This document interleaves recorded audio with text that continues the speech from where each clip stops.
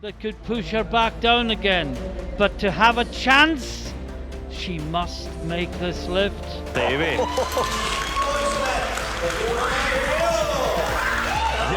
Grattis säger Vad har dragit över 200 på träning, det vet jag. Hon har gjort det även i Mike. She had been coming back from an injury. Instead, she feels stronger than ever. Though. And what I'm doing, I'm warming up.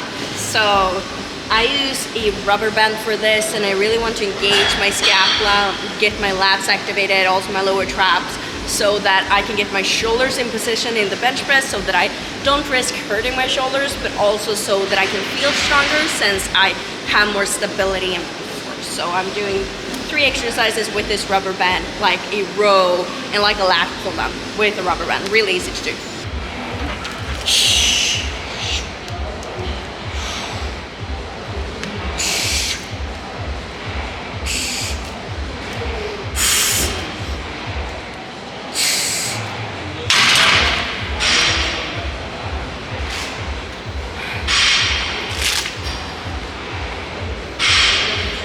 How do I prioritize my training? This is a common question.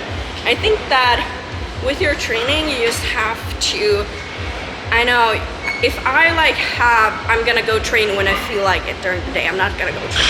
So you have to make it a priority and schedule it into your day.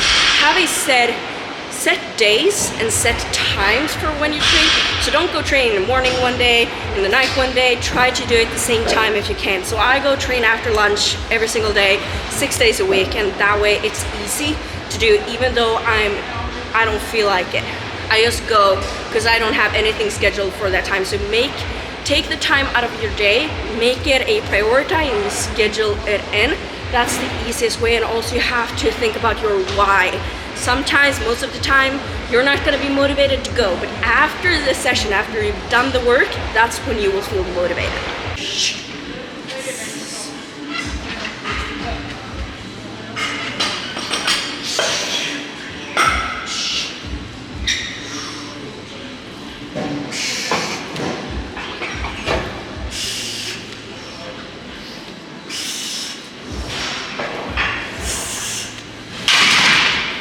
I've been working with percentage-based training for the past year, and I actually just decided to start working with Joey Flex and to go back to RP training. And I thought I would share my opinions on RP versus percentage-based. Now, I worked with both of these in the past as well. I worked with RP before, and that was when I was at my strongest ever, and I still haven't been able to get back to my strongest point yet.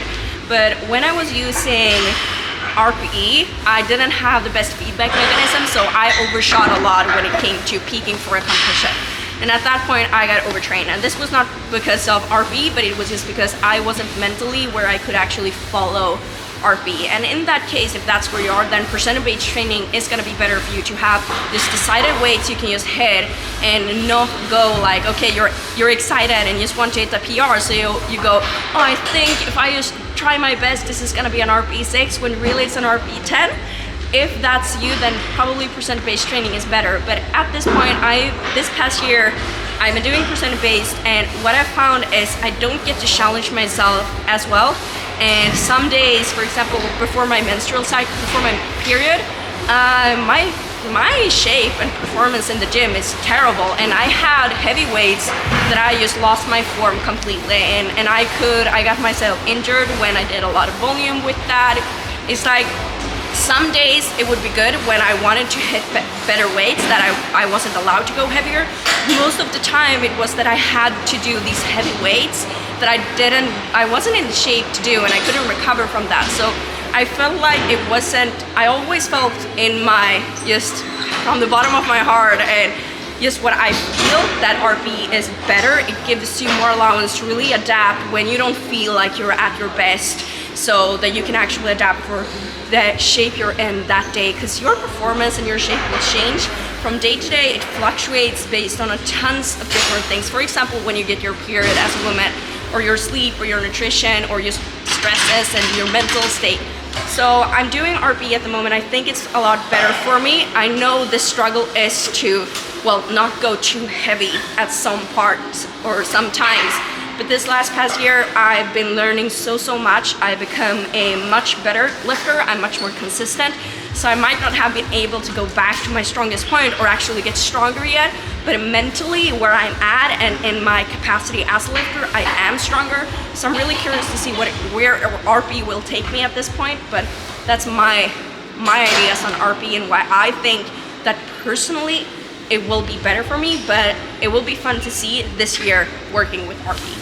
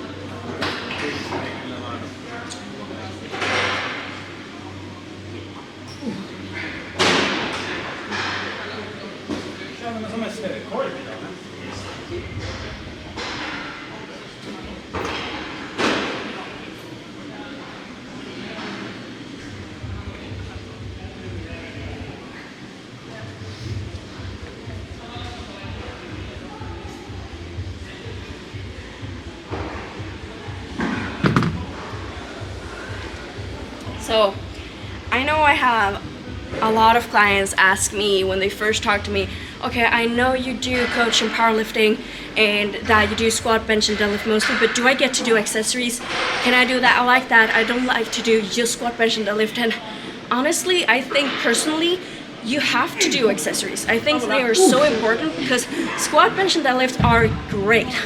You know, you train your entire body, you engage a lot of muscles. So if you only get to do 3 exercises for the rest of your life, choose those 3. However, now there are small muscles. For example, your rear delts, like you don't use those completely in a bench press, not necessarily your biceps either. So there are a lot of small muscles that you might not use or that you might not use as much. So doing accessories are absolutely great to really train on your weaknesses and build more mass so that you can stay injury free, but also build more mass to get stronger as well. So do your accessories.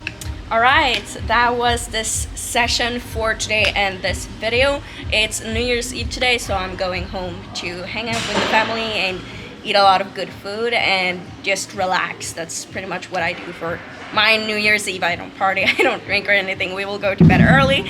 So, and that was this session. I hope you gained some knowledge from it and that you thought that it was fun. Let me know in the comments what you want to see more of. Like and subscribe, of course, if it's something that you feel like you want to do.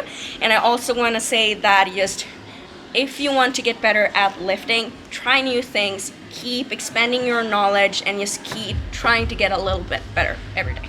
I'll see you in the next one.